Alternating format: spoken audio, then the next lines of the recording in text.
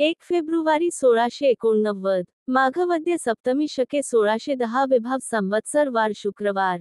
संभाजीराजे संगमेश्वरी अन मुकर्रबखानही निघाला. खरे तर संगमेश्वर हे दुर्गम अशा डोंगरवस्तीत वसले आहे.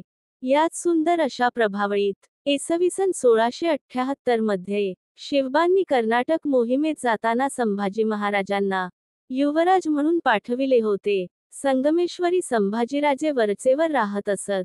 आजही ते आले. मात्र आज दैव फिरले होते.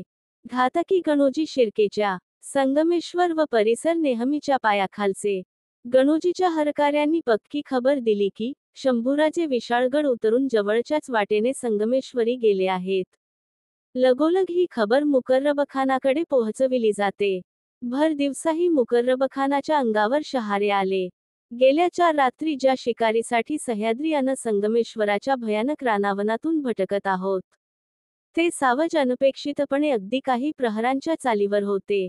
आता वेळ दवडून फुकट घालवणे म्हणजे आपल्याच पायावर धोंडा पाडून घेणे. तळावर खबर देऊन लगोलग मार्गक्रमण करण्यासाठी तयार राहण्याच्या आज्ञा दिल्या. आपल्या ताज्या दमाच्या घोड्याला घेऊन दौडीसाठी तयार राहण्यास सांगितले. संगमेश्वरपर्यंत हा रस्ता किती दुर्गम आहे याचा विचारही मुकर्रबने केला नाही. कारण जर संभाजी राजे संगमेश्वराहून निघाले तर मात्र सारा खेळ खल्लास झाला असता.